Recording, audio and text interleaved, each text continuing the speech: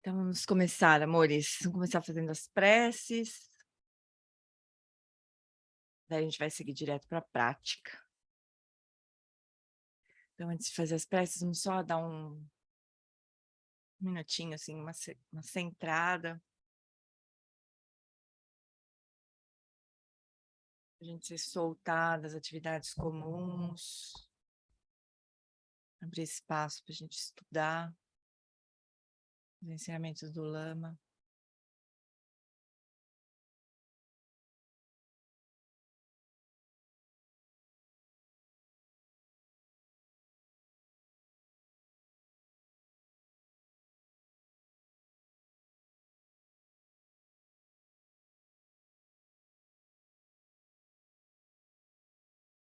Então, a gente faz a prece de refúgio, uma vez em português, uma vez em tibetano, uma vez em silêncio, trazendo sentido para a prece para o nosso coração. Namô.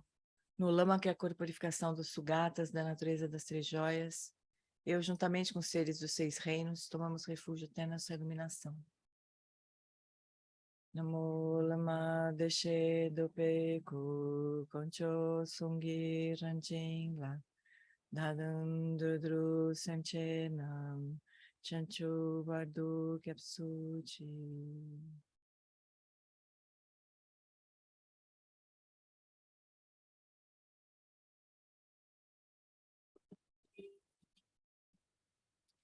Para benefício de todos os seres, eu faço surgir o espírito de despertar e cultivo a realização do Lama como Buda. Por meio de atividades iluminadas, treinarei cada ser de acordo com suas necessidades e faço votos de liberar o mundo. Semke droa kondom tu lama sangye drupneni ganla gandu trinleki droa droa dam chao.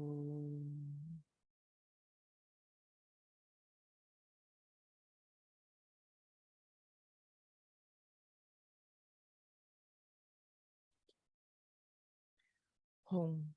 Na fronteira noroeste de Odiana, no coração de um lótus, está sentado aquele renomado compadre Massambhava, que alcançou o espantoso supremo Siddhi e está cercado por uma hoste de muitas daquines. Seguindo suas pegadas, dedico minha prática, por favor, aproxime-se e conceda suas bênçãos. Guru Pema Siddhi Hum. Hum Argen Nugi Nujan Sam Pema Gesar Dompola Yamsen chogi modrubnye pema june shisudak kordo kandro mamper koi keki jesu dadruki jenge lapchi sheksu so guru pema siddhi hum. Hong Orgen Yogi Nupjan Sam Pema Gesar Dompola Yamsen Chogi Modrubnye Pema June Shesudak Kordo Kandro Mampe Kor Keki Jesu Dadruki Jengi Lapchi Sheksu So Guru Pema Siddhi Hum. Agora nós recitamos um lado do mantra do Guru, recebendo as bênçãos de Guru Rinpoche. Mahum Vajaguru Pema Siddhi Hum, Mahum Vajaguru Pema Siddhi Hum, Mahum Vajaguru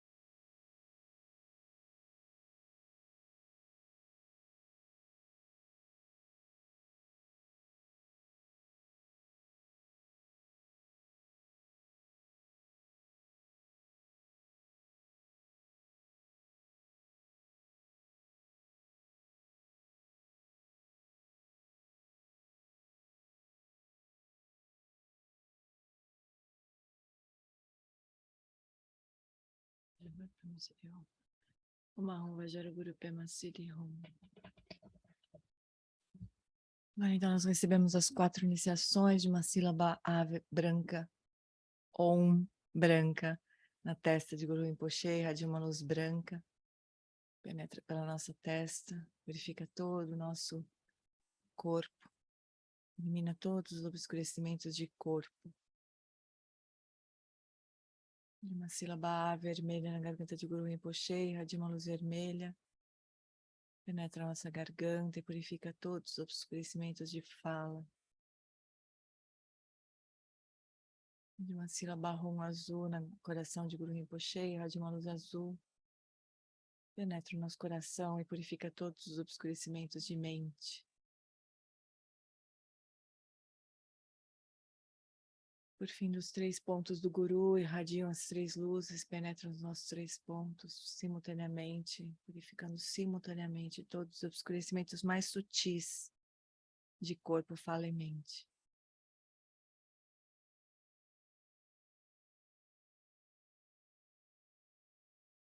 O Guru Rinpoche então passa por topo da nossa cabeça, se dissolve em luz, penetra no nosso canal central até o coração. E nós nos damos conta da nossa inseparabilidade de Guru Rinpoche. E a gente descansa uns instantes, sem conceitos, fundindo a nossa mente com a mente de sabedoria de Guru Rinpoche.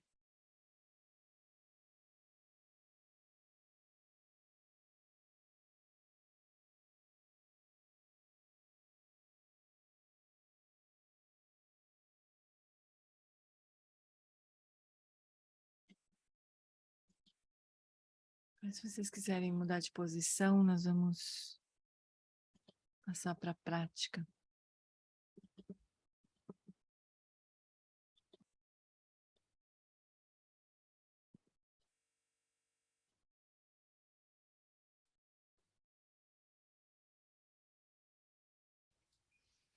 Obrigado. Obrigada. Time to do our own research. Let's get back to experience. Então está na hora da gente fazer a nossa própria pesquisa. Vamos voltar para a nossa experiência.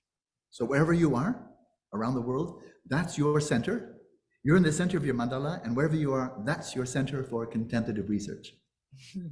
Então, onde quer que você esteja, em qualquer lugar do mundo que você estiver, esse é o centro da sua mandala e esse é o seu centro de pesquisa contemplativa. Please find a comfortable position. Então, encontre uma postura confortável. We'll have one more 24-minute session. Nós vamos ter mais uma sessão de 24 minutos.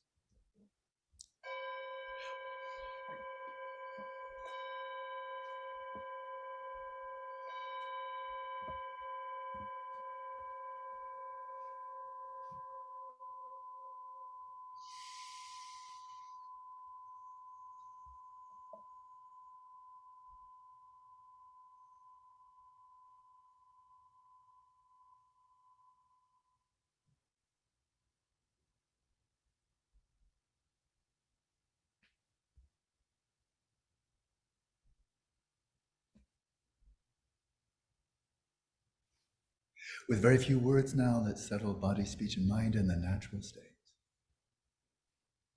Com poucas palavras agora, então, estabeleça o corpo, a fala e a mente em seus estados naturais.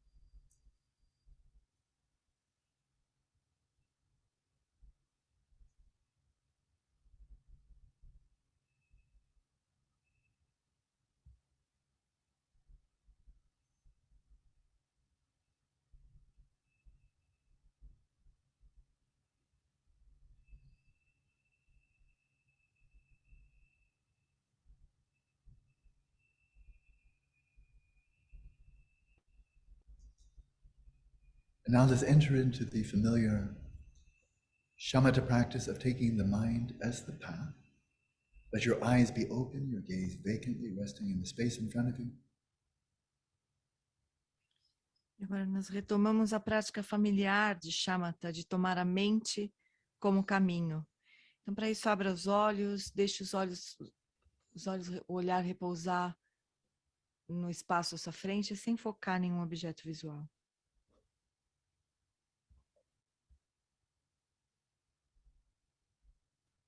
And experientially distinguish between the stillness of awareness and the movements of thoughts. E faça uma distinção experiencial entre a quietude da consciência e o movimento dos pensamentos.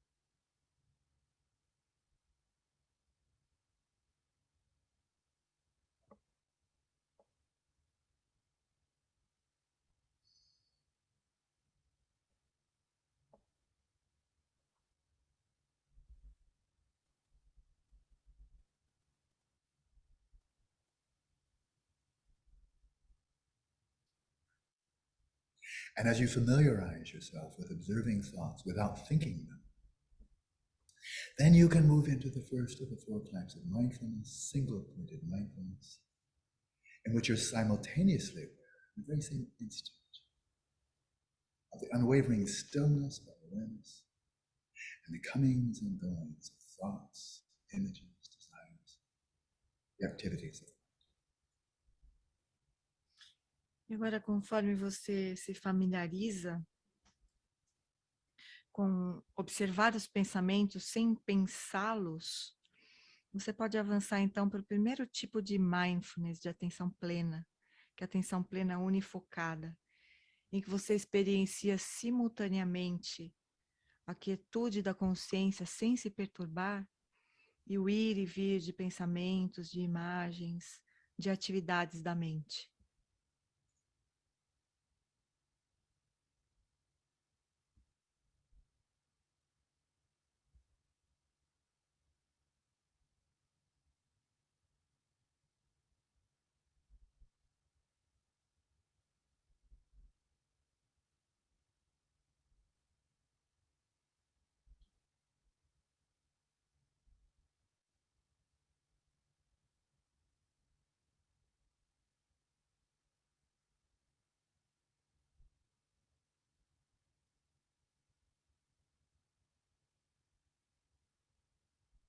And while in shamatha, the movements of the mind are gradually calmed, and there is stillness. As we introduce an element of vipassana into this practice, as advised, we discerningly distinguish between awareness, which is still, thoughts, which are emotion. But we do not bifurcate them in the sense of grasping onto the thoughts as inherently and objectively real, or of our subjective awareness as being subjectively and inherently real. We do not slip into dualistic grasping of reifying subject and object. We see them as mutually interdependent. With insight, with vipassana, we see that neither is autonomous. They are distinct, but interdependent.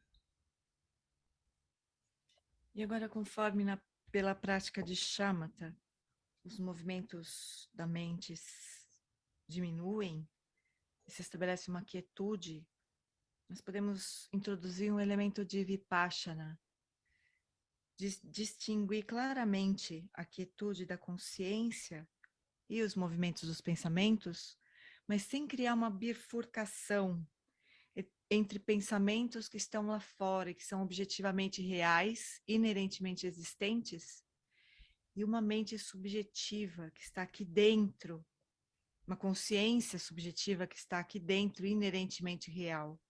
Nós não caímos de volta na reificação de sujeito e objeto.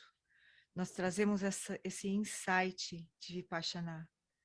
Percebemos que a mente, os pensamentos, as atividades da mente e a consciência são interdependentes.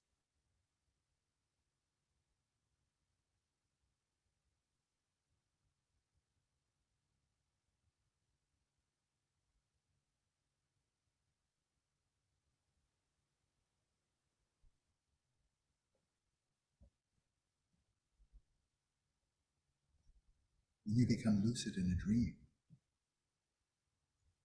you know that nothing that appears in the dream is really there. They appear, but they're not really there, and therefore you know that whatever appears in the dream cannot possibly harm you, any more than reflections in a mirror or a mirage. They appear, but they have no power at that moment to help or hinder you. Quando você se torna lúcido no sonho,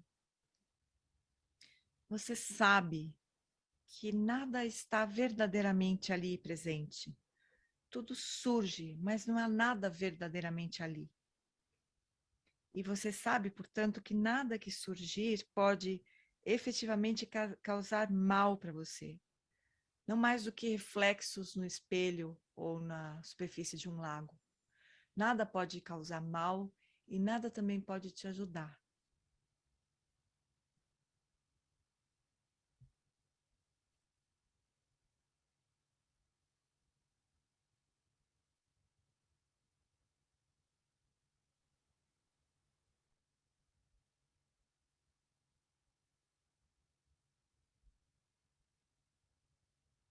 In a lucid dream, you are recognizing mental events as mental events. You know they appear, they are empty. You know they can harm you.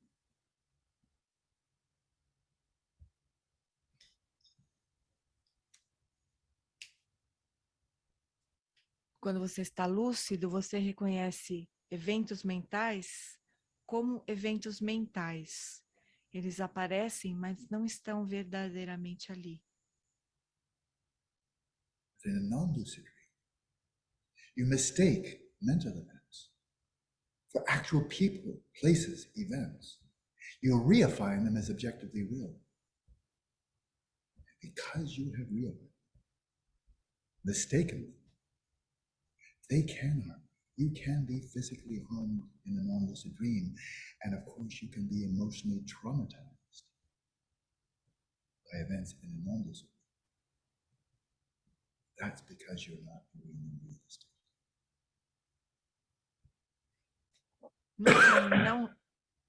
Num sonho não lúcido, você vê eventos mentais como pessoas, como eventos, como lugares. Você reifica tudo que surge no sonho. E porque você vê de forma equivocada, então num sonho não lúcido, aquilo pode realmente causar mal. Você pode realmente sofrer algum dano psicológico, algum trauma emocional. Mas porque você enxerga de forma equivocada, você reifica.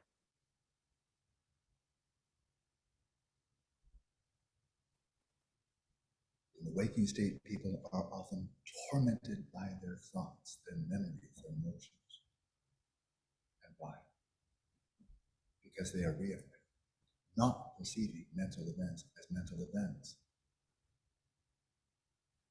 No estado de vigília, as pessoas são atormentadas pelos pensamentos, pelas emoções, pelas memórias, porque eles reificam os eventos mentais. Eles não veem eventos mentais como eventos mentais. E, portanto, eles sofrem. In this practice of taking the mind as a path, we are becoming lucid with respect to our minds in the waking state.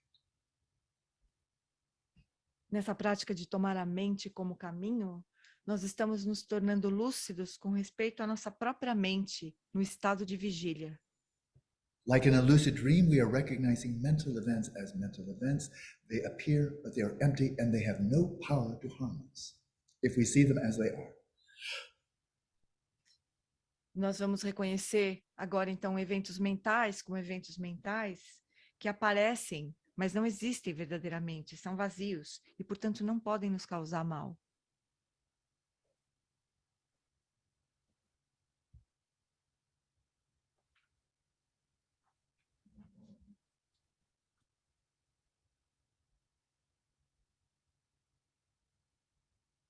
While resting in the stillness of awareness, whatever appearances arise, recognize them as appearances. Recognize them as empty, subjective impulses. Observe them without appropriating them, without reifying, and they will no longer be able to harm. Nesta prática, então, nós observamos as aparências a partir da quietude da consciência, nós observamos as aparências como aparências vazias, como impulsos subjetivos vazios, sem nos apropriarmos, sem reificarmos as aparências. E, portanto, nada disso nos causará mal.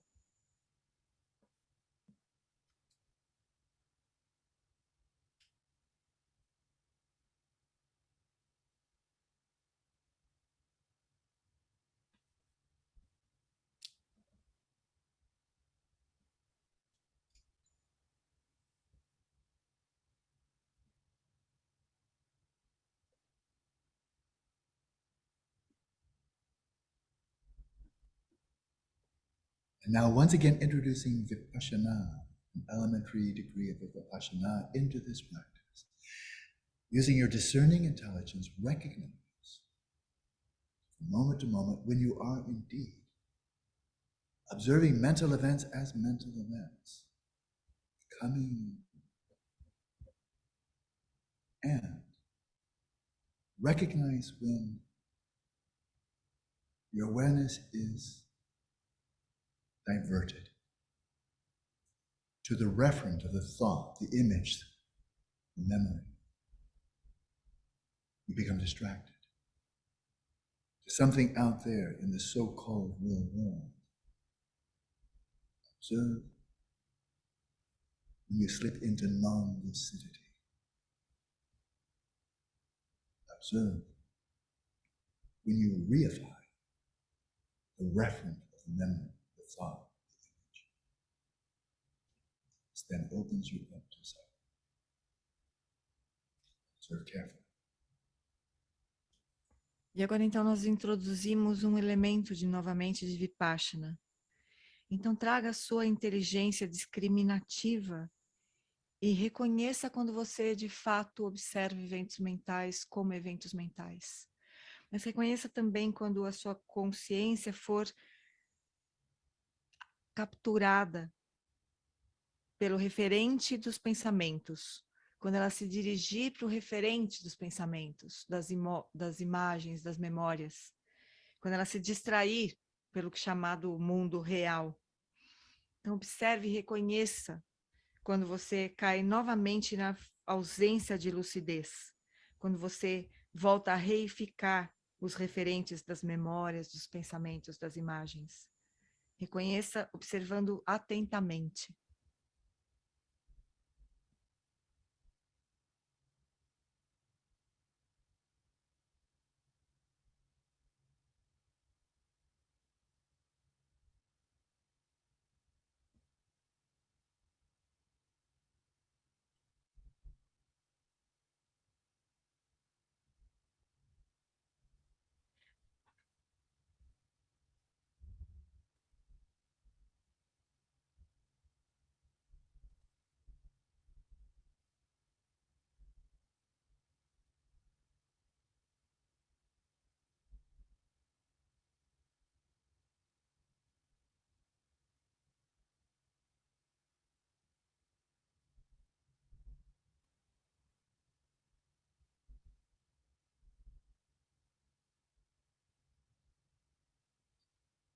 With Vipassana, with discerning intelligence, recognize When a thought arises and you simply witness it, like seeing clouds form in the sky and then vanish back into the sky. Observe thoughts arising when you're not appropriating, not identifying with them, not thinking, simply witnessing. Com esse elemento de vipassana, de inteligência discriminativa, discernente, reconheça quando você apenas testemunha os pensamentos surgindo, como se fossem nuvens que surgem no céu e se dissipam e se dissolvem de volta no céu. Observe os pensamentos surgindo sem se apropriar deles, sem se identificar com eles, sem reificá-los, sem pensar os pensamentos. Recognize when you are lucid with respect to the activities of the mind. Reconheça quando você está lúcido com respeito às atividades da mente.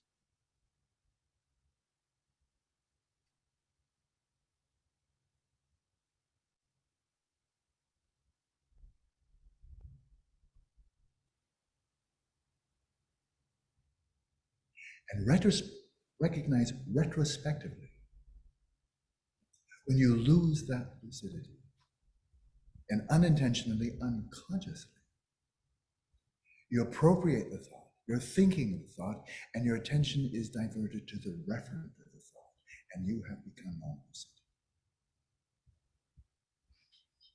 E retrospectivamente, reconheça quando você perdeu essa lucidez. Quando você se apropriou, pensou os pensamentos, se identificou com eles, foi levado para o referente desses pensamentos, e você se tornou de novo não lúcido.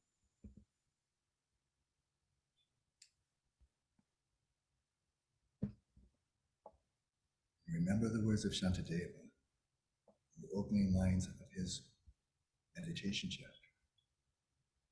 The person who is caught up in mind wandering, this non-lucidity,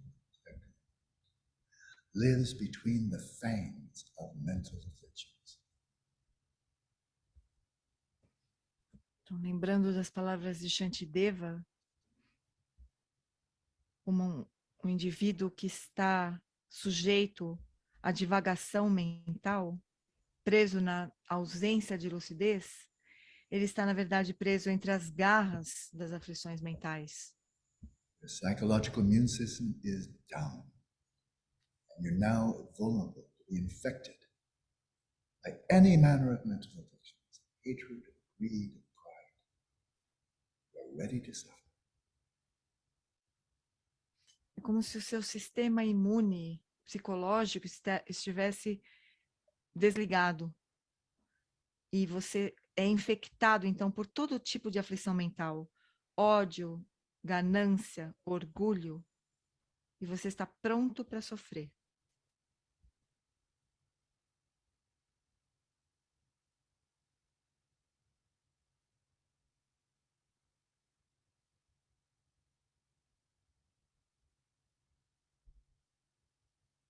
Then recognize when lucidity is restored. You're once again resting in the stillness, the unwavering, non-conceptual stillness of awareness. And you're observing the movements of the mind, recognizing what they are. E reconheça novamente quando a lucidez é restaurada, quando a consciência está quieta novamente, de forma não conceitual, repousando na quietude e observando os movimentos da mente, sem se identificar, sem se apropriar dos pensamentos.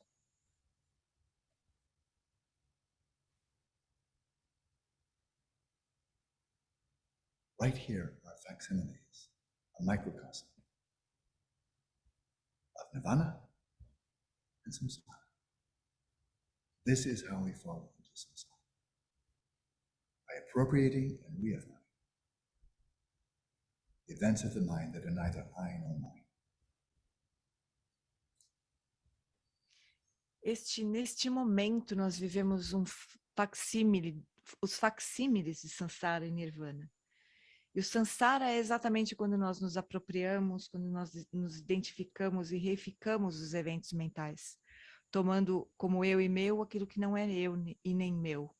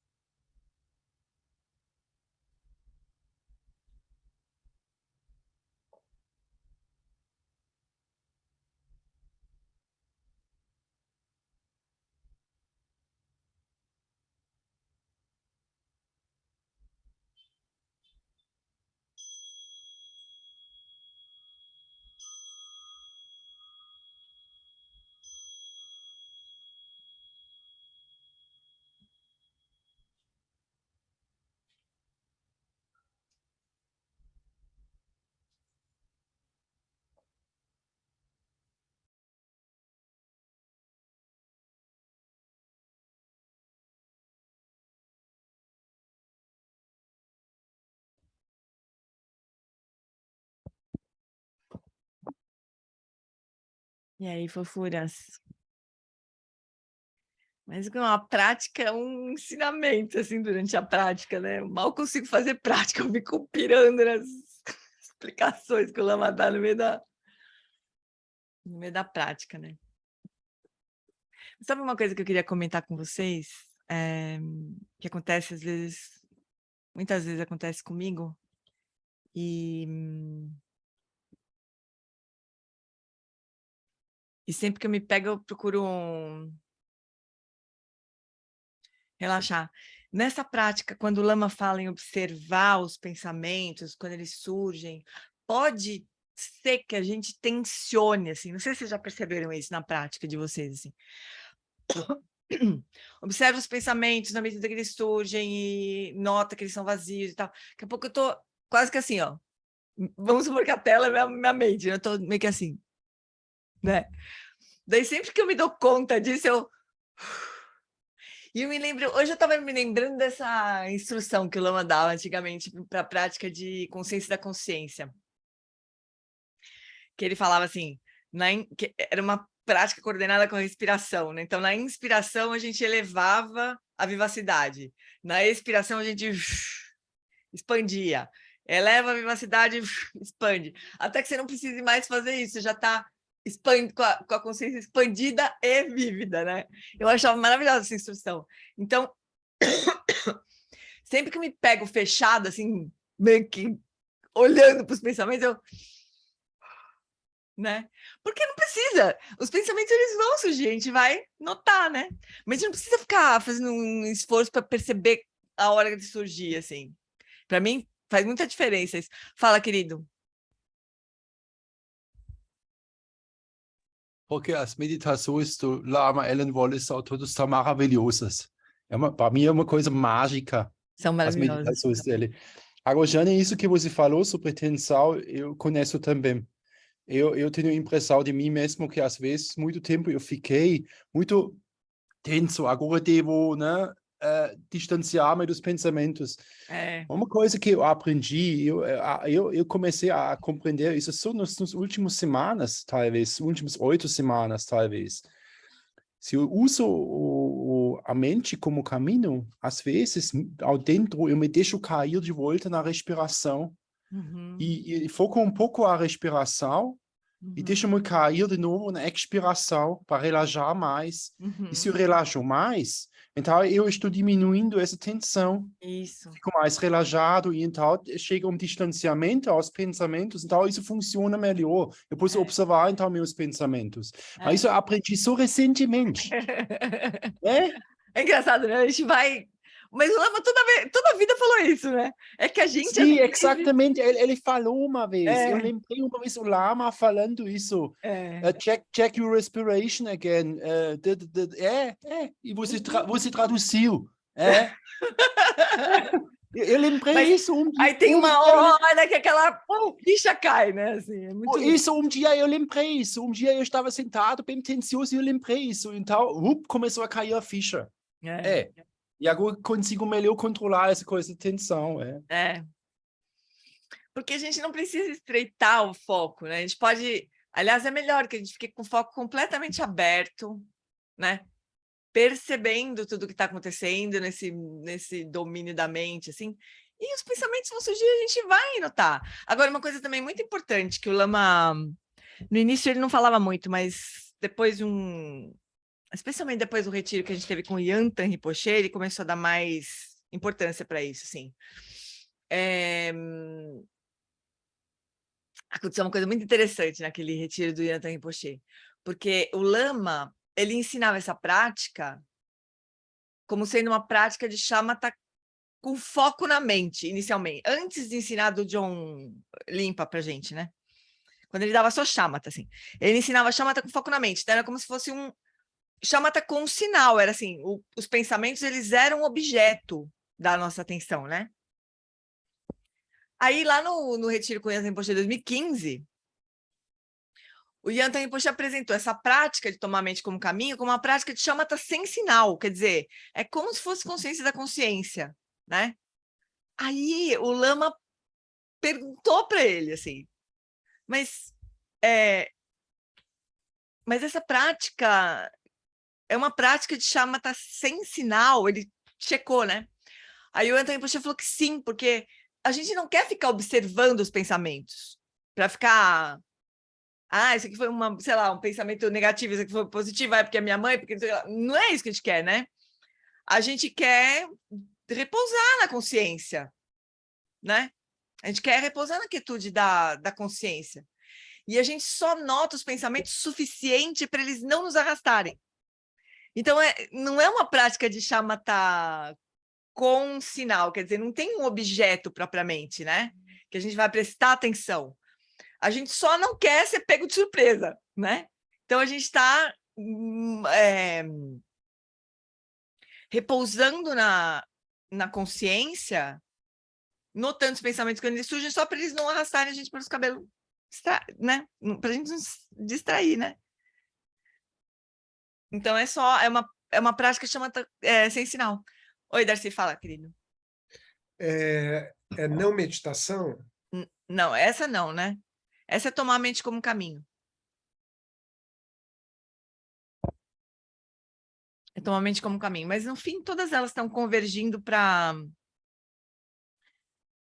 não meditação, no sentido de... É que essa aqui tem muita instrução, não é exatamente não meditação. Aqui é uma prática mais de Vipassana, com foco na...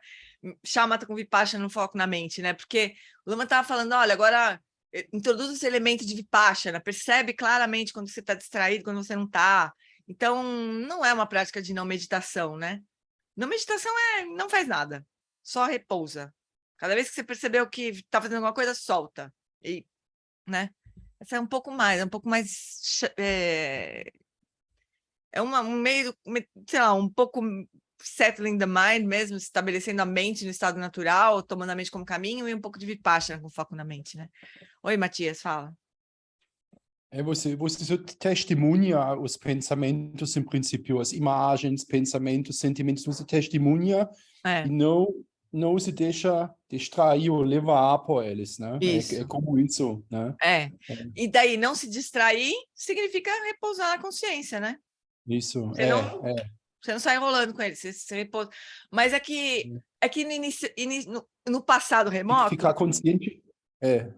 No passado remoto, o Lama dava muito foco para isso, sabe? Olha, presta atenção nos pensamentos, sabe? A gente ficava meio... Nossa, eu não posso perder nenhum pensamento, dá uma coisa assim. Daí, com o passar do tempo, ele foi dirigindo a prática mais nesse sentido mais Dzogchen mesmo, né? Na abordagem mais Dzogchen mesmo, de repousar e só testemunhar os pensamentos. Mas a prática principal é repousar na consciência. Sempre é, né? Porque tá tudo convergindo para não meditação, na verdade, né? Oi?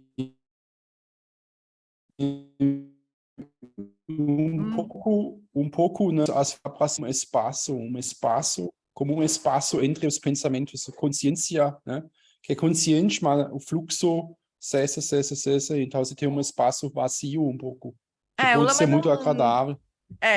O Lama não costuma falar muito dessa... Eu já ouvi várias vezes também essa instrução do espaço entre os pensamentos, mas o Lama não costuma falar muito disso, né? Porque Mas está acontecendo o tempo o inteiro, né? o Telmo Dharmadhatu, ele usa muito espaço, né? É o Espaço, espaço mas não espaço entre os pensamentos. Se há entre um pensamento e outro, tem um espaço. O Lama não fala muito Dharmadhatu. disso. Tá cortando Isso. Tá cortando, eu não sei quando você parou de falar, quando você não parou, eu tô te atropelando aqui. Não, tudo bem, eu escuto você. Mas só para dizer isso, que o Lama não costuma enfatizar muito assim essa história do espaço entre os pensamentos, né? Ele, sim, claro, fala de espaço Dharmadhatu e tudo mais, mas ele não dá geralmente essa instrução de espaço entre os pensamentos. Fala, Marcelinha. Mas, Gê, essa instrução de olhar os pensamentos, a gente percebe os pensamentos depois, né? A gente Essa percebe... coisa de reconhecer, acho que é de não... Como que eu percebo, assim? Eu percebo quando já passou, vamos dizer assim, que eu percebi o que passou, para eu não me enganchar neles. Mas se eu percebo enquanto eles estão acontecendo, eu tô lúcida, né? Agora, quando a mente não tá lúcida, aí eu percebo, putz, pensei em uma coisa... exatamente. Quando você se distraiu, nesse áudio ele fala exatamente isso. Ele fala, retrospectivamente, você percebe, putz, eu me distraí, né? É sempre retrospectivamente. Mas se você está atenta, lúcida, presente, né? É como se você tivesse... Quer ver, ó, agora eu vou levantar minha mão, ó. Você viu, não viu? Levantei, baixei. Surgiu um pensamento, desapareceu. Surgiu vários, desapareceram. A gente vê na hora, né? Agora, se a gente se distrair, vai ser retrospectivamente que a gente vai falar, putz, me distraí. E daí, né, quando a gente se ligar, né? Vai ser retrospectivamente. Se a gente estiver atento, presente, lúcido, a gente vai notar os pensamentos surgindo, desaparecendo, a gente não... sem se perturbar, né? Tem sempre um grau de engajamento, assim, sabe? Porque tem sempre isso. Porque para a gente perceber que tá acontecendo, que o pensamento está surgindo, está ali presente, a gente tem um nível de atenção, pelo menos, né? De um certo nível de engajamento, para a gente notar que o pensamento apareceu e ficou lá, sei lá. Mas a gente não precisa fazer nada com eles, nem nomear, nem classificar, nem querer que vá embora, nem querer que fique, nem nada. Só deixar aí, voltar aí, blá, blá, blá, do jeito que quiser. Aí, quando a gente se distrair, aí significa que a gente agarrou e foi, né? Era isso, Má? Mas eu acho que eu não consigo me perceber no momento que o pensamento surge. Eu acho que só retroativamente. Mas não faz mal, não se preocupa com isso. Mas esse sentimento eu conheço também. Eu conheço esse sentimento que eu tenho sentimento meditando, então eu tenho um sentimento que, em verdade, eu penso, e se depois eu penso, conscientizo o que eu pensei. Esse problema eu também já tive mal. Cada um tem. Mas isso é conceitual, né?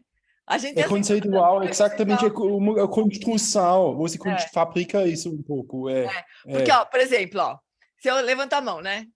Você viu a mão levantar, mas aí você fala assim, nossa, a Giane levantou a mão, quer dizer, a mão já está levantada faz tempo. Daí você tem a sensação de que você está falando do passado.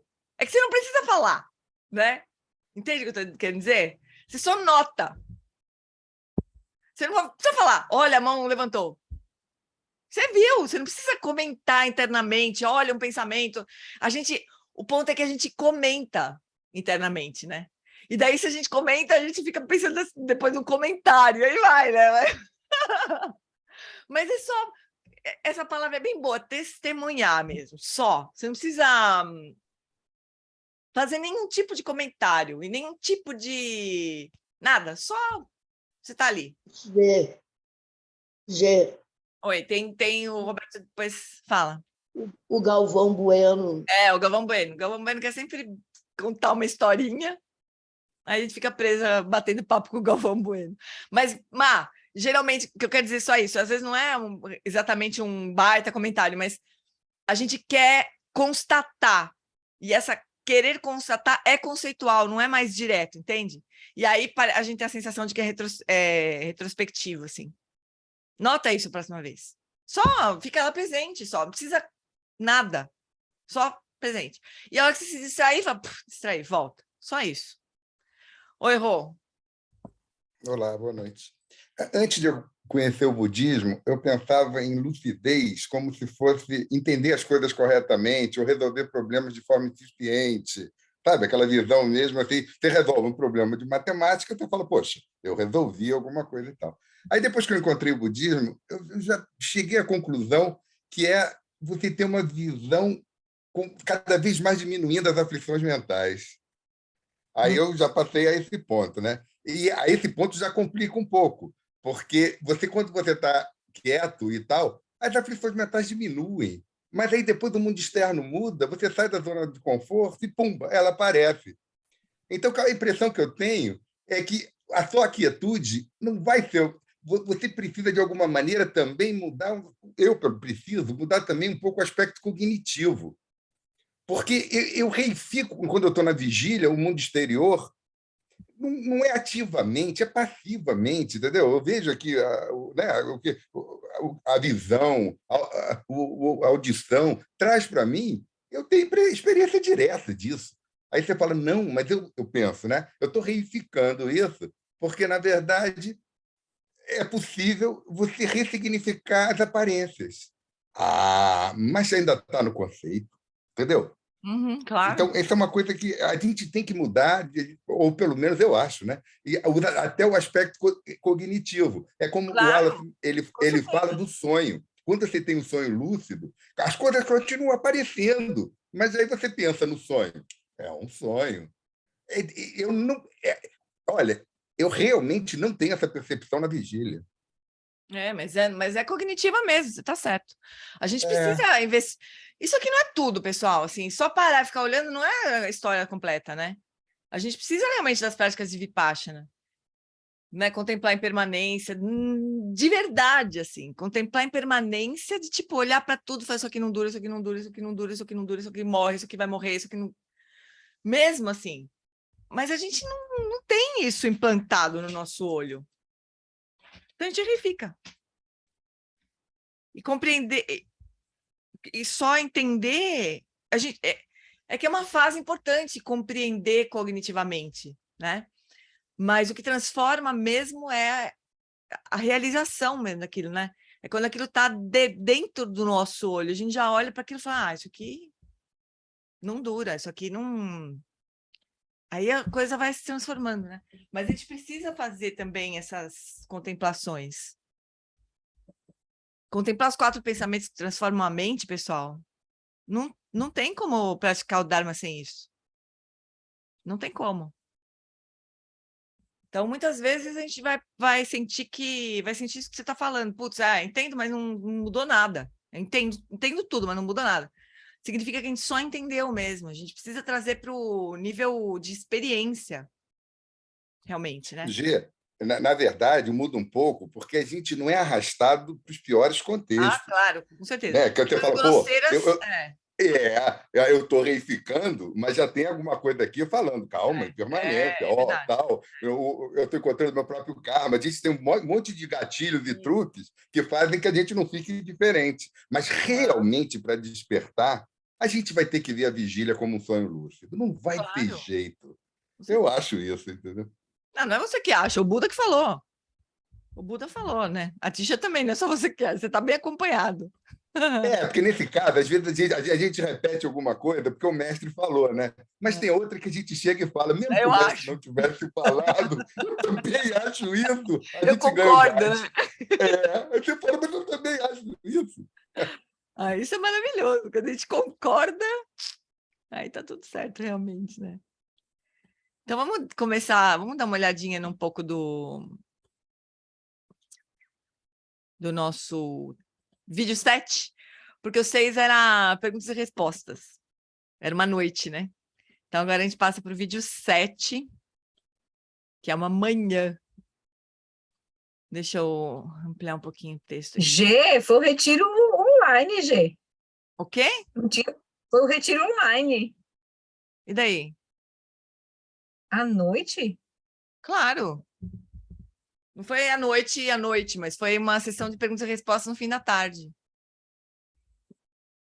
Ah, tá. Foi o vídeo 6, perguntas e respostas. Agora é o vídeo 7, domingo de manhã, ó. Bom dia, boa tarde, boa noite a todos. Muito engraçado. Eu estou vendo vocês nos 3 tempos, e claro, estou no 4º tempo. Aqui em Santa Bárbara é apenas de manhã, mas nós estamos vendo os 3 tempos simultaneamente, nós 3, nos 3 tempos. Isso é legal. Há algo muito legal sobre a realidade virtual ser um meio para ensinar e praticar o Dzogchen. É muito apropriado, porque é muito louco, né? Aqui nesse caso só tinha Brasil e Estados Unidos, mas tem esses ensinamentos que são globais, é muito louco, né? Realmente, as pessoas estão em todo lugar, que é lugar do mundo, em qualquer hora do dia, né? Ou da noite. Assim, os professores começam assim, bom dia, boa tarde, boa noite, o que é que você esteja, sei lá, já lá que horas for, que seja um bom dia, muito interessante. É muito Dzogchen mesmo, né? Essa realidade virtual. Então, vocês se lembram de ontem, que era, sei lá, no dia anterior do retiro, houve uma breve referência à lucidez prístina do caminho. Então, existe a lucidez prístina da base, o Dharmakaya da base, que sempre está ali. Existe a lucidez prístina do caminho, que se refere simplesmente a estabelecer a mente, que a gente vai como que descobrindo, né? A lucidez prístina da base, no caminho. Você deve se lembrar disso, estabelecer a mente. Então, é claro, a lucidez prístina da fruição é a realização manifesta plena do Dharmakaya. Num certo sentido, é um pouco o que o Roberto estava falando, assim. É tipo assim, as coisas são impermanentes.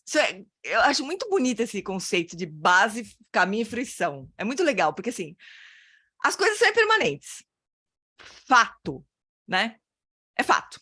Depende a gente achar, não achar, concordar, não concordar. Fato é que as coisas são permanentes. Aí, isso é a base, né? Aí daí a gente começa a ouvir ensinamentos, a gente começa a praticar, enxergar as coisas como sendo impermanentes. A gente rala durante muito tempo, cada vez com as coisas mais sutis, né? Obviamente as mais grosseiras com mais óbvias pra gente, né? Mas as mais sutis, a gente tem que praticar, né? Então, é a impermanência a realização não, a prática da impermanência do caminho, estou inventando aqui, do caminho, né? Aí lá no fim a gente vai falar, nossa, é mesmo, as coisas são impermanentes mesmo, né? Essa é a permanência da fruição, né? Mas tudo é um pouco assim no caminho da gente, né?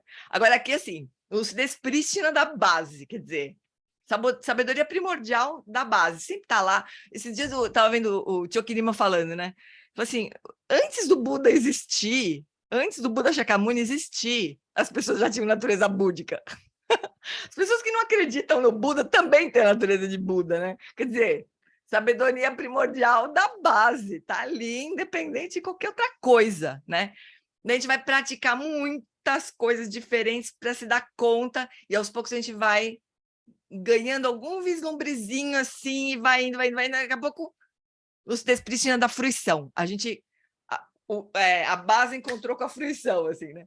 É aquela brincadeira do Lama Santen, que a gente parte de um lugar e vai dando volta. Um espiral, né? Que vai voltando, depois junta com a ponta, de onde a gente nunca saiu, né? Essa é a fruição. A gente é muito goiaba demais. É muito engraçado pensar nisso.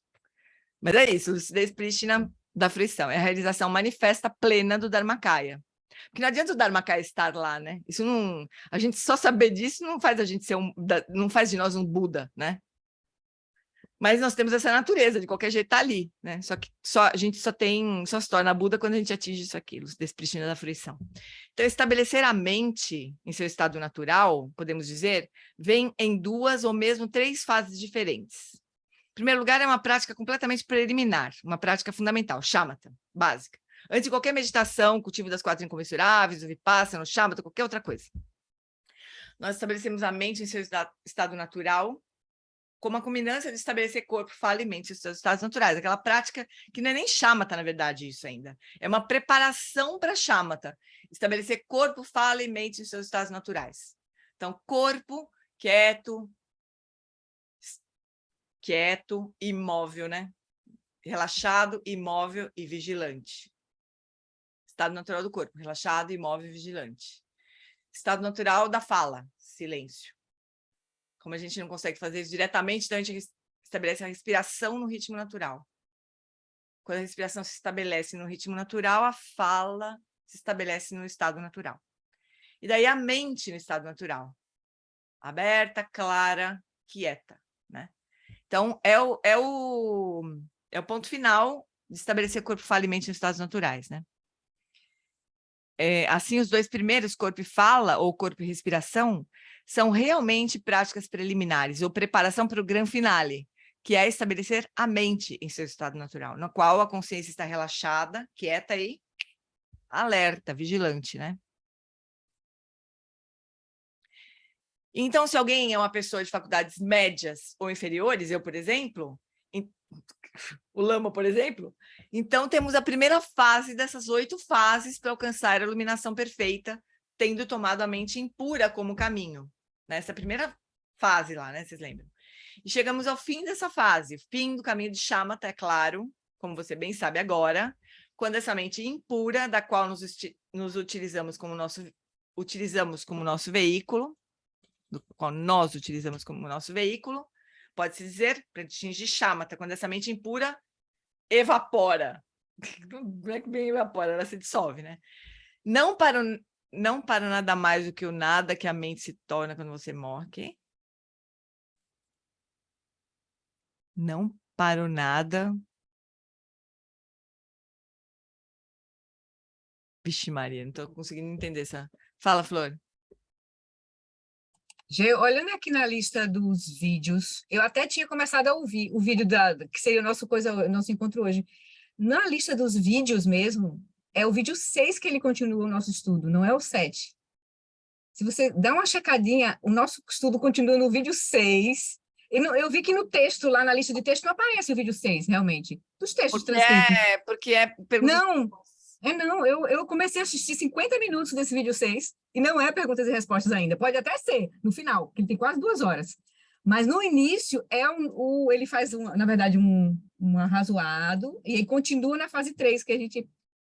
na fase 3 que a gente está, no ponto que a gente parou.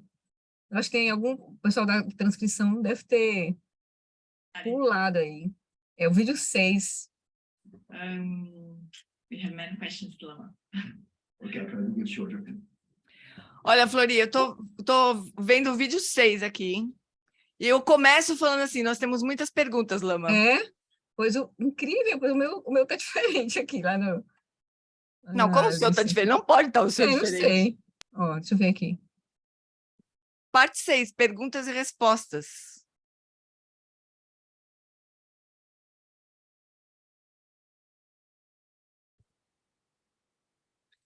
Bom, podemos voltar, então? Tá. Bom, vamos checar. Não, acabei de checar, Flori. Foi? Então, não foi que eu vi esse vídeo, tô ficando louca aqui.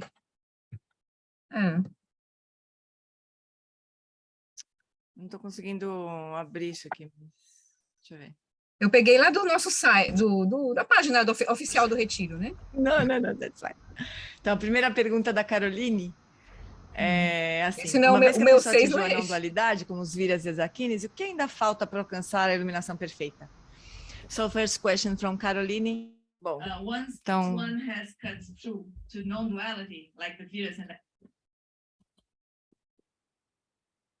Bom, a gente não tem nem a transcrição do vídeo 6, porque eles priorizaram os ensinamentos.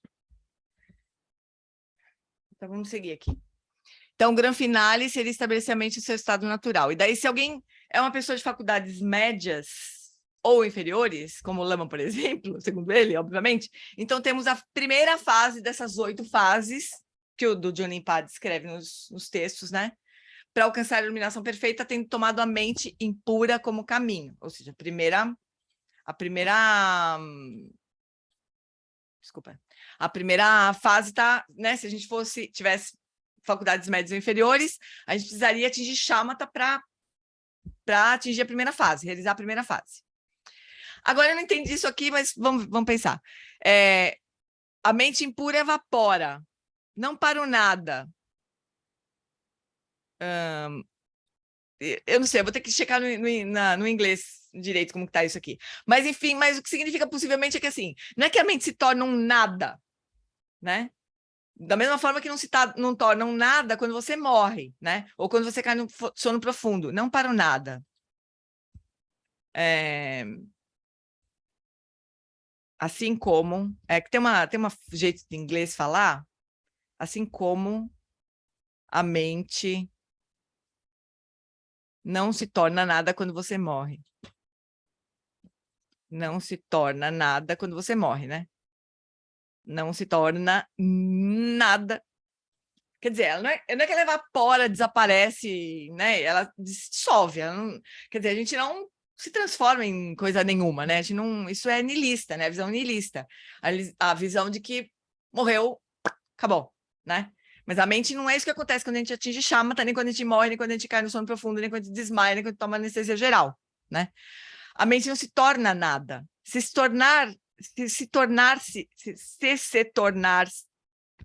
tornasse nada, ela seria irrecuperável. Quer dizer, se a mente desaparecesse, se ela se tornasse nada, ela seria irrecuperável. Ela, quer dizer, a gente não conseguiria acordar nunca mais, né?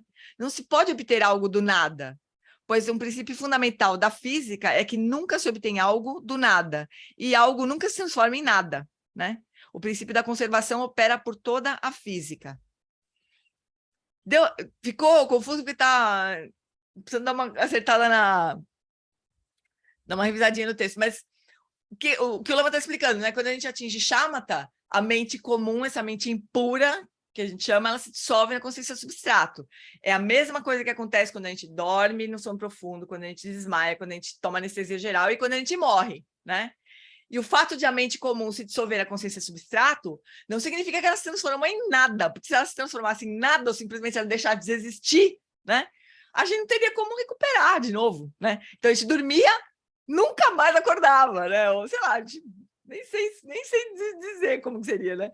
Mas enfim, a gente não recuperaria a mente, né? Fala, Flor. Não, você está com a mão levantada, pensei que você queria falar alguma coisa. E você está agora com o microfone fechado.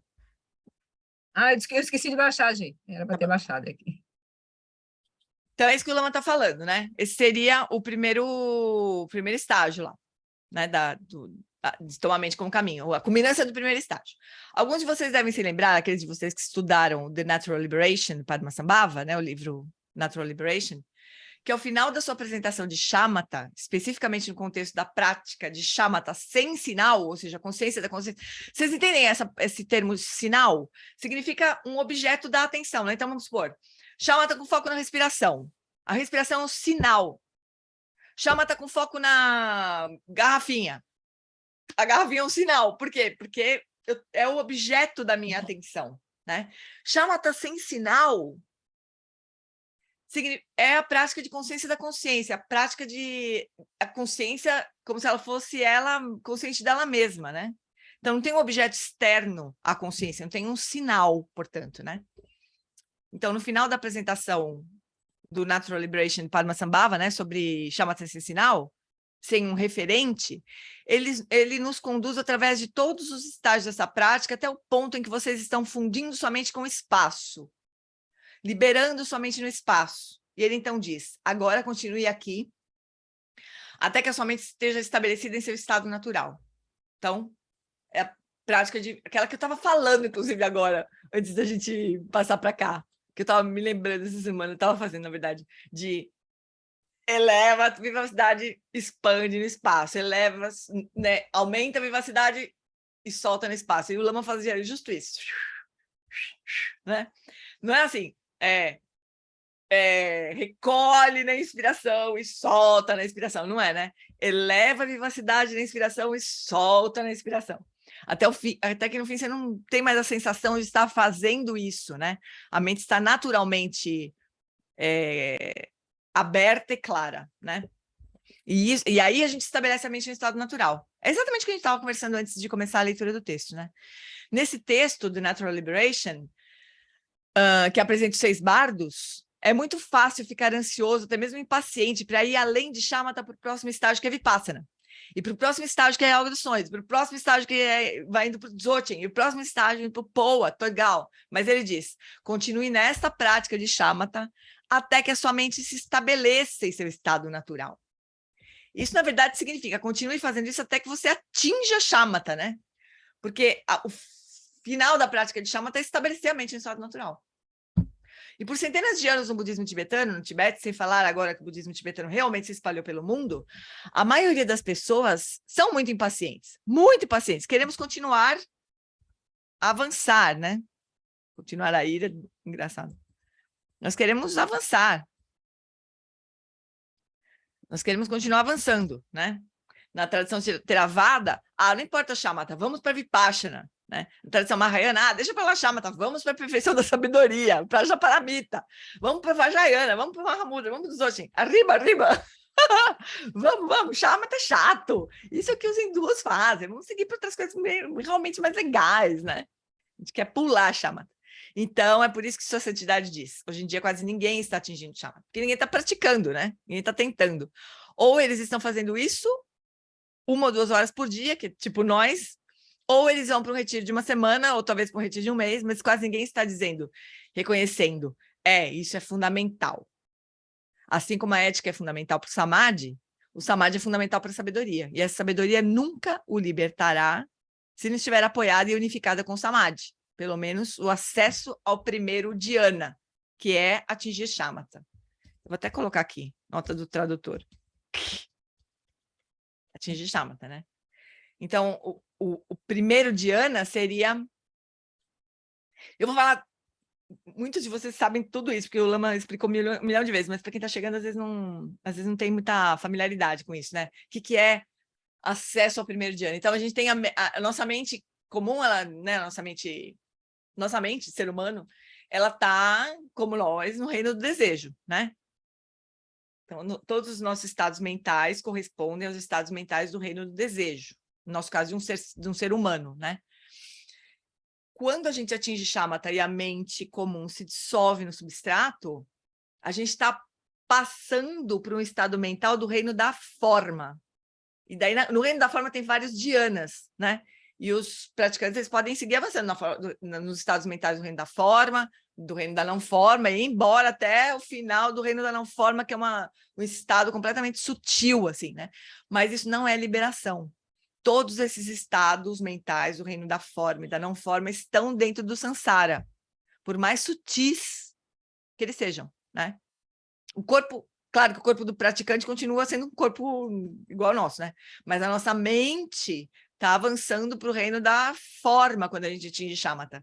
Então, muitos praticantes na época do Buda, né? Eles iam adiante, assim, e acabavam perdendo ferramentas, fatores mentais da mente do primeiro dhyana que eram necessários para a prática de Vipassana.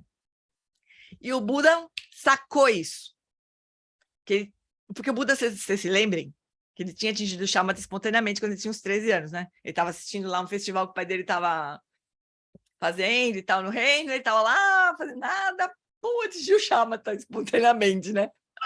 Aí depois que ele estava naquela luta, né, de 6 anos de austeridade, mas quase morrendo, aí ele falou assim, não, isso não pode ser o caminho para a liberação, né? Porque eu estou quase morrendo, não é possível, eu vou morrer e não vou me liberar, né?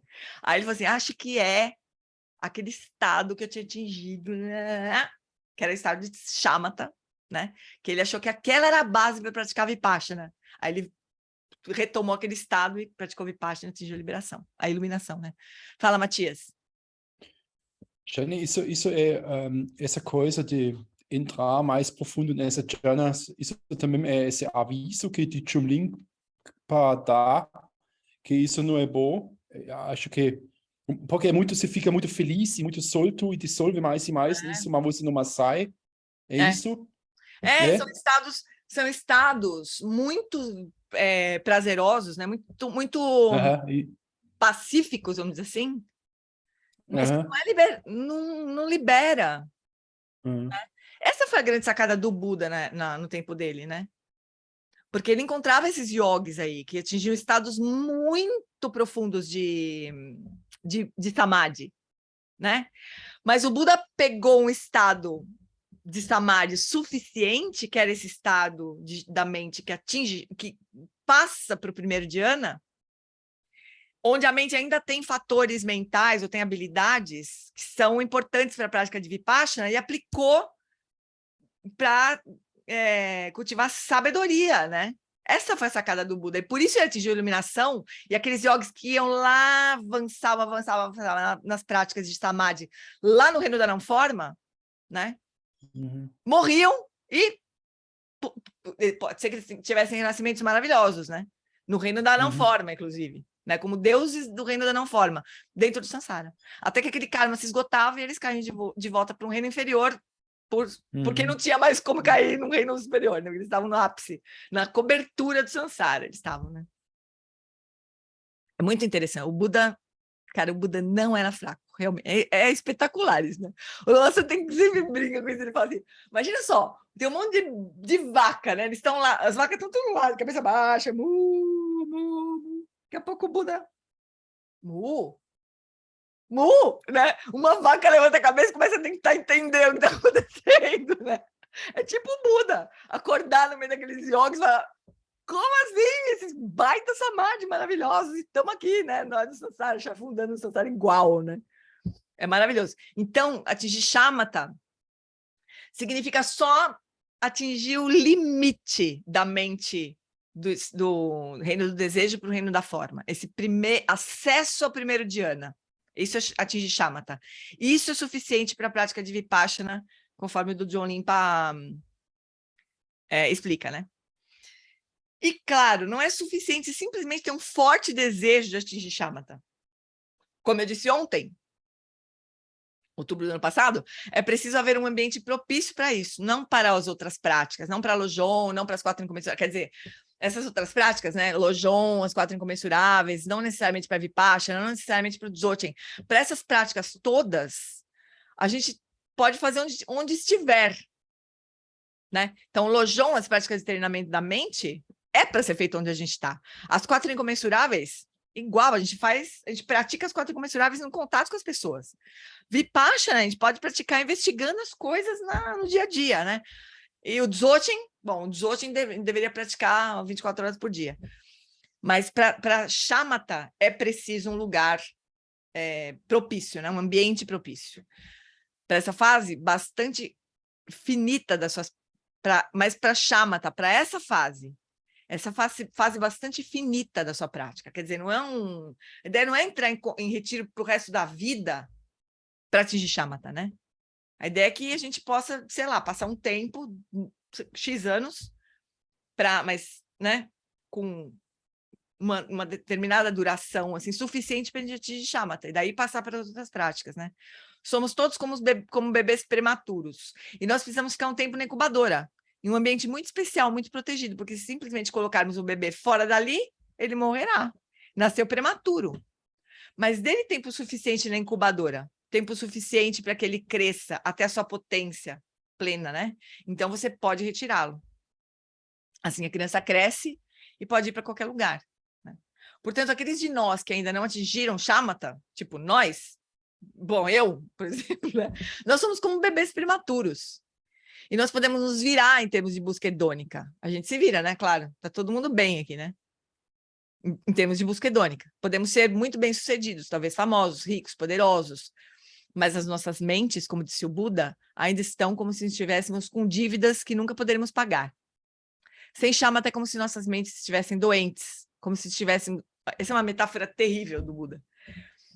Sem Shamatha é como se nossas mentes estivessem doentes, como se estivéssemos usando algemas e ferros nas pernas, como se fossem vendidos como escravos e como se estivéssemos perdidos numa trilha do deserto, tudo ao mesmo tempo. É assim que o Buda caracterizou uma pessoa cuja mente ainda está sob o domínio do hedonismo, do ódio, da frouxidão, da estupidez, da excitação, ansiedade, incerteza aflitiva, todas as nossas... Esses são 5 obscurecimentos. Enquanto as suas mentes ainda estão dominadas pelos 5 obscurecimentos, eles só deixarão de ser dominadas quando vocês alcançarem Shamatha, não antes. Então, a mente não está realmente operacional. Operacional para a hedonia, com certeza. Temos todos os tipos de pessoas, neuróticas, egoístas, gananciosas, odiosas, tornando-se bem-sucedidos no mundo. Nós sabemos disso, mas nenhuma delas está alcançando o bem-estar genuíno. Você não pode alcançar uma sensação profunda e sustentável de bem-estar quando a sua mente ainda está dominada por esses obscurecimentos. Acho que nós vamos parar. Peraí, deixa eu ver. Vamos ver que o Lama aqui é um comentário. Acaba de me ocorrer nesse momento que há alguma vantagem aqui com essa tradução consecutiva. Porque para aqueles de vocês que falam inglês, então, quando eu estou falando, vocês podem apenas estabelecer somente seu estado natural.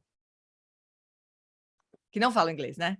Para quem não fala inglês, quando o Lama está falando, a gente pode estabelecer a mente no estado natural, que é uma coisa que a gente normalmente não faz, né? Quando o Lama está falando uma língua que a gente não entende, eu me pego fazendo isso. Eu estava acompanhando o retiro de Choknima. Choknima falando tibetano, se eu bobeasse, eu ia, sei lá, checar o WhatsApp, sei lá o que eu ia fazer, né? Mas eu lembrava dessa instrução do Lama aqui. Mas aqueles que não falam português, mas têm inglês, quando a Jane está falando, vocês já me ouviram falar. Então, quando estão me ouvindo falar, podem estar adquirindo sabedoria da compreensão ouvindo. Então, quando eu paro de falar e a Jane fala, então vocês vão para a reflexão, cultiva a sabedoria da reflexão. Então, tem alguma certeza, surge alguma certeza. Enquanto ela ainda está falando, vocês podem ir direto para a meditação e cultivar a sabedoria da meditação. Então, vocês podem ir e voltar, portanto, com essa sequência. Todos nós, quer estejamos ouvindo português ou inglês, teremos essas ocasiões repetidas temperando o dia, voltando à reflexão e meditação, audição, reflexão e meditação, audição, reflexão e meditação. É muito bom. E para vocês que falam inglês e também falam português, então quando vocês estão me ouvindo, é como se estivesse martelando um prego. Então, quando vocês ouvem tudo de novo da Giane, aí ele deve ter feito puff, né? Ele está tomando aquele prego e martelando mais ainda, então o prego vai mais fundo. Então, são duas vantagens. Estou transformando o que poderia ser visto como adversidade, temos que esperar só receber metade do ensinamento, porque, né, demora o dobro do tempo, né, a tradução consecutiva. Isso não é adversidade, vamos transformar isso em caminho, mas devo dizer que ainda acho a tradução da Jane melhor do que a original, muita energia. Bom, aí aqui a gente vai seguir na semana que vem. Deixa eu marcar aqui. E é verdade, né? Quando a gente entende os dois idiomas, a gente pode perder a paciência um pouco, porque fala, ai, caramba, já ouvi, vou ter que ouvir de novo, né? Eu perco a paciência quando eu estou ouvindo inglês com tradução para português, eu perco a paciência. Quando eu estou... Mas é uma idiotice, porque a gente podia se dar o luxo de ouvir duas vezes, né? Quando a gente entende os dois idiomas. Mas a gente se impacienta, quer fazer outra coisa. Ou então, quando a gente não entende um dos idiomas, a gente se distrai. Então, a gente poderia... Isso é uma boa instrução para a gente, né? Quando a gente entende os dois idiomas, a gente presta atenção nos dois idiomas, porque é uma forma de ouvir tudo de novo. E quando a gente não entende um idioma, a gente fica só descansando a mente no estado natural, deixando aquilo que a gente acabou de ouvir na língua que a gente entende penetrar, né? Isso é uma instrução de como ouvir ensinamentos. É, tipo o Lama Sonan. O Lama Sonan, ainda por cima, ele fala muito devagar. E o tradutor dele fala muito mais devagar que ele ainda. Então, é uma coisa assim, um teste para nossa paciência. Realmente. Não o Lama Sonan, mas o tradutor do Lama Sonan, que fala muito devagar. E eu que tenho que traduzir o tradutor do Lama Sonan, vocês imaginam como eu fico? Eu fico assim, eu traduzo uma parte e fico assim... Fala logo, né? É muito engraçado como eu sou estúpida. Mas é assim que funciona, né? Ele sussurra também. Ele sussurra! Eu tenho que fazer um esforço para ver. Eu Tem que falar falar baixo. Ele sussurra, tosse e usa máscara. Puta, é surreal. Vocês vão ver agora às 9 horas, aliás, convidando vocês de novo aqui. Às 9 horas, é pedir para uma Fórmula 1 na velocidade de um Fusca, exatamente. Eu, né, pouco acelerada, tenho que acompanhar. Que prática! E é duro, porque eu tenho que ouvir o que ele fala e falar baixo. O que tem às 9 horas, Jane? Vou falar. Eu tenho que falar baixo, porque eu tenho que ouvir o tradutor que fala muito baixo. É dureza, pessoal, não é fácil. Essa tradução não é muito simples. Às 9 horas, o Tulku Tadron Rinpoche, que é considerado um renascimento, né? De um discípulo do John Limpa, que atingiu o corpo de arco-íris, segundo o Lama Lang Wallace. Né? O Lama Lang Wallace falou isso. E depois que o Lama falou isso, no retiro, sei lá, um ano passado, eu fui atrás desse homem. Falei, Tadron, pelo amor de Deus, que tá vivo. Quem é esse homem, né? Aí, quando eu fui ver, ele estava dando ensinamento onde a gente faz o Londro, né? No Vajrayana Foundation. Então, hoje ele vai dar um ensinamento sobre Guru Yoga. Eu já postei lá no nosso grupo, botei o link do Zoom que eu vou usar para traduzir. Então, vai ser... E botei também o YouTube, né? Porque quem quiser ouvir inglês direto também pode ouvir, porque o tradutor, que ele bem devagarzinho, ele vai traduzir. Ele é maravilhoso, ele é maravilhoso. Graças a ele é que a gente tem isso, né? Porque, infelizmente, eu não entendo tibetano, né? Então, a gente vai traduzir daí às 9 horas. E hoje, acho que daqui 2 semanas, tem uma outra parte, que quem vai traduzir é o Maurício, porque eu vou estar viajando. Dia 11 de setembro, ou acho que 11 de setembro. Então, quem quiser participar, vocês estão convidados, está aberto. Hoje eu ilumino. Vai dar viola. Ah, é. O Lama Sonã é o nosso mestre do coração, lá do Nondro, né? Nosso amor, assim. Mas o Tukutadro, ele é um pouco... Ele tá acima do Lama Sonã, né? Então, a gente entendeu que o Lama Sonã tá quietinho agora, porque o Tukutadro tá lá. Então, quando ele tá no Vajrayana Foundation, quem dá ensinamento é ele. E o Lama Sonã assiste. Ele é muito bom. Mas é isso, então, às 9 horas. Tá bom? Vou dar uma descansadinha agora, que daqui a pouco eu tenho essa tarefa. Essa tarefa de ir devagar. Tá bom, fofuras? Daí a semana que vem a gente segue da onde a gente parou aqui. Então, vamos fazer dedicação de méritos. Por essa acumulação de méritos, possa eu obter a onisciência que tudo vê e possam todas as falhas ser superadas. Que do turbilhão de ondas revoltas do nascimento, velhice, doença e morte deste oceano de Sansara, possa eu liberar os seres. Sonandi, Tanchesi, Pani, Tomneni, Pedranam, Panjeshin, Kegamati, Palontropa, Isi, Pechole, Droa, Droa, Shum. No reino cercado por anéis e montanhas nevadas, você é a essência, são a fonte de todo benefício e felicidade. Poderoso Avalokitesvara, Senhor da compaixão, Tenzin Gyatso, que seus pés de lótus permaneçam firmes por centenas de anos. Garira Wekori Chinkam Supantan Dewa Malu Juene Cherezi Gonten Zin Jatsue Jape Kauje Garira Wekori Chinkam Supantan Dewa Malu Juene Cherezi Gonten Zin Jatsue Jape Kauje Bardu Tenjuchi. Preste longa vida ao Lama Long Wallace. Tempa tu andor je chan chen, dangil kansan zin pe makarai, tenzin ke busha pe tempa, danze trini da shindu sewaje, tako drola jan pe chachen, pa que Sandra menantendo se cão. Alan Wallace Shedrakpa e que bushem puxa petenguchi. Zamlin Chidan que parnucho. Sugil tem ni tabor seu zeba. Lopon ke ki kutse tsetin, Gedro conta pelam do tripade.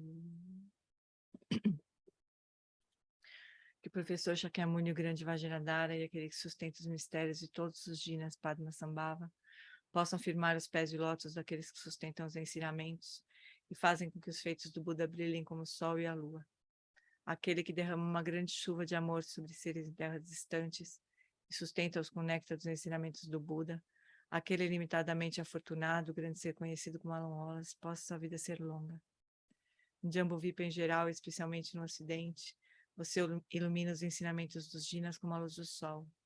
Ó Mestre, possam sua longevidade e seus feitos ser muito extensos e possa você guiar todos os seres no caminho da liberação.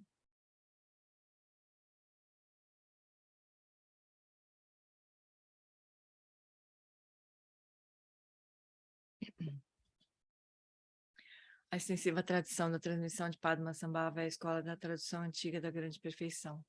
Do John Limpo é o sustentáculo desses ensinamentos da essência definitiva, que seus profundos termos possam ser preservados pelo estudo e pela prática para que não diminuam até o final da existência condicionada. que a extensiva tradição do grande ordem se estenda como espaço, e o esplendor dos tesouros espirituais que são sua atividade iluminada brilhe pelas 10 direções. Que os sinais da virtude irradiem-se até preencher os cantos longínquos da terra e os ensinamentos durem e floresçam. Emarro Amitabha, magnífico Buda da luz infinita, com o grandioso Senhor compassivo Avalokiteshvara à sua direita e Vajrapani à sua esquerda, cercado por uma assembleia de incontáveis Budas e Bodhisattvas nesse local maravilhoso, de infinita alegria e felicidade, que é o reino celestial de Sukhavati, paraíso da bem-aventurança. Quando chegar minha hora de partir desta vida, possa eu seguir para lá, sem qualquer outro nascimento intermediário, e ao renascer nesse lugar, possa eu vir Amitabha face a face.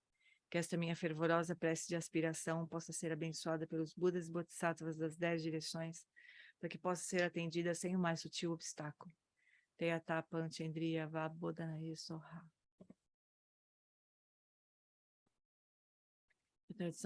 Que a grande tradição da Bhakti Shirakshita, do mestre Padmasambhava e do rei Trisson Deutsen possa florescer e permear os 3 reinos. Que a presença das 3 joias nunca se separe do fluxo mental dos seres, assegurando assim um sublime bem-estar através dos 3 tempos. Ken Locho Sun Rin Luche Zan Ling Sasun Chapa Pedro Jucho Sun Nawada Midrado Sun Gele Show.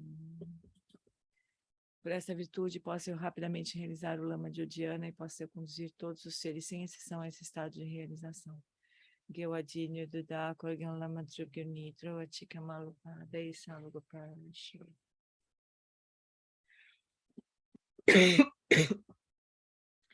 Amores, agora às 9 horas também o Tukutadra vai dar o Lung do Nondro. Então, vai ter um pedação ali que vai ser só a transmissão do Lung, né? Do Nondro, do John Tersar. Então, quem tiver interesse em receber o Lung, já recebem, ainda que não queiram praticar, fazer o Nondro agora, né? Mas já vai estar recebido já. Tá bom, fofuras? Então, até daqui a pouco. Mais. Ou então, Até daqui a pouco. Beijinho. Tchau. Obrigada. Obrigada. Obrigada, até mais, Gi. Obrigada, beijo, beijo.